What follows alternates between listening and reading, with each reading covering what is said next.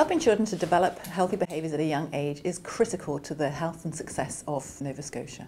The Children's Lifestyle and School Performance Study, or CLASS, is a province-wide research project that's studying the relationship between diet, physical activity, mental well-being and school performance in students. Through our research, we've learned about the challenges that schools face and also how passionate school staff, parents and community members have come together to create a healthier school environment by establishing cross-curricular connections and embedding health into their schools' daily practices. We teach our children to read, we teach our children to write, we need to teach our children behaviors. And so we're trying to teach that whole concept of making choices. It's the whole picture, and it's very much the buy-in from the staff and from the students. The wellness tied in the physical activity, good nutrition, and you have to be mentally fit too, and those two things create that mental fitness. When I came here, I was just kind of amazed by how many activities are going on all the time at lunchtime, and the leadership opportunities for the grade 6s and the grade 5s and the grade 4s a little bit too. And it's automatically assumed that you take initiative to get involved and you're active in that, teachers, students, everybody. It's just the way it is. It's part of the life here.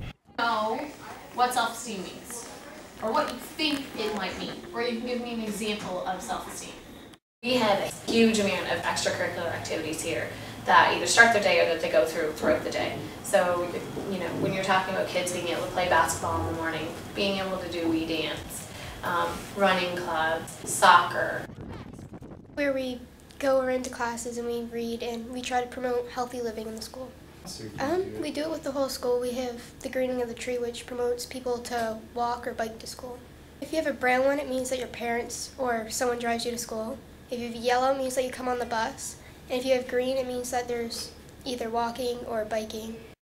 One of the major things that you'd see outside our school if you were to come maybe in 2 months is the giant garden. It starts in school. Classes go out, do the planting, and then they do the watering, they do the weeding. Through the summer, community involvement by parents look after it. We also use it for curriculum. Classes wrote counting beans, it can be used in a variety of ways. We have a garden in the front of the school, and we grow a bunch of veggies and stuff. And we get to plant them. And then with the leftover veggies that we have, like we have a free soup day. I think it tastes better if you make it. Yeah, it tastes better. Students need daily opportunities to be physically active and should have access to nutritious foods throughout the school day. Regular physical activity and a healthy diet are both associated with improved classroom behaviour and a better capacity to learn. There is lots of evidence from research, including the CLASS studies, that tells us that both healthier diets and regular participation in physical activity are important in supporting student achievement.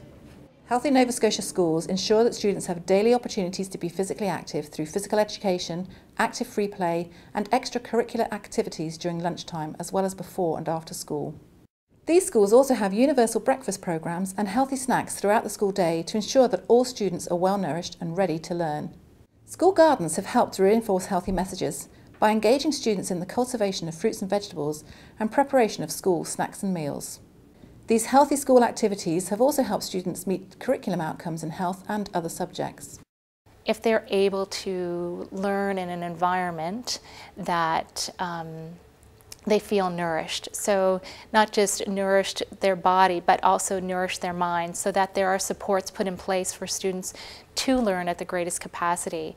And that's really what we're here for. We're here to support students in their education. It's very well accepted to have an active class and to go outside with your kids and to, do something completely different where you take your kids to the gym to do a math class, or you go outside for science.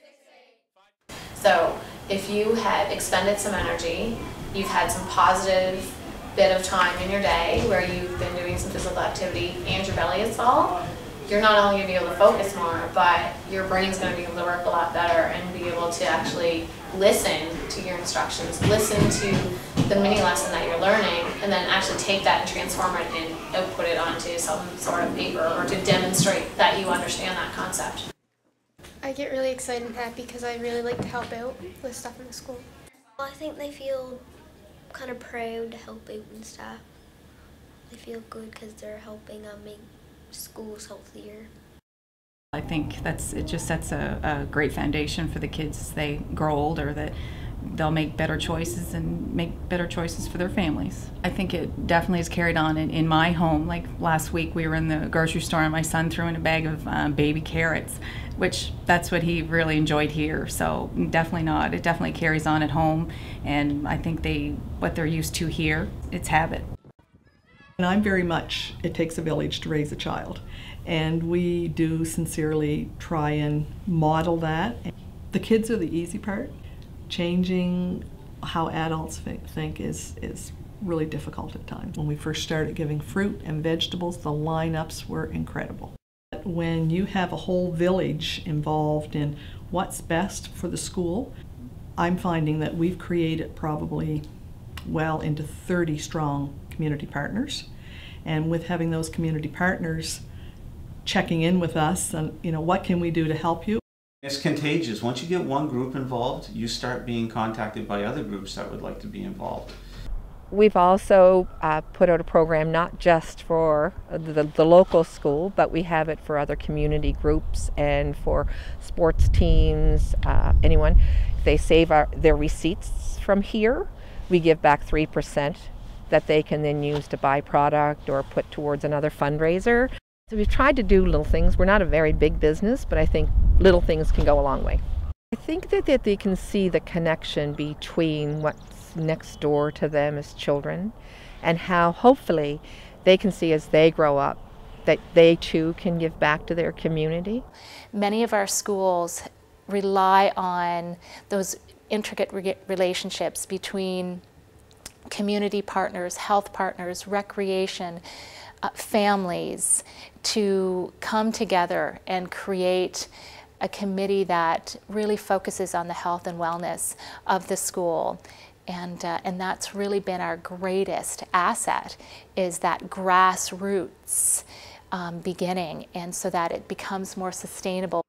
If we as parents can volunteer time, do fundraising activities, that gives an extra parent in a classroom, an extra parent to do an activity. More and more we're relying on extra funds, extra time to help support our school system and our kids' education, and we really, really need those parents participating in their children's lives and the school lives in order to make it a strong community. So it doesn't have to be another task to take on. It's kind of looking at, well, what do we already do? And how do we make that happen? And who has been involved? And if we want to take it to the next level, what supports are out there to help us? Every little bit of time that's given, that makes a difference, because if we've got 450 kids in the school and everyone gives 10 minutes, we've got a great group of volunteers and activity done. Whereas if it's left to just a handful of people, it's much harder to get things done. People have so many different tools and resources that they can contribute. We started small. We started with breakfast program, and then each year it grew little by little by little, and also find out what staff are interested in. So if you have a vested interest in something, you're going to be much more likely to volunteer to do it. That's who we want our children to be, sort of those champions in the future, to say, let's bring about a healthy, active community, a healthy, active country, a healthy, active world. That's what makes our country great, our province great, our city great, that it's raising good humans. The kids are the future, so they've got to create that change and that belief that they can rally their friends around it, they can rally their community.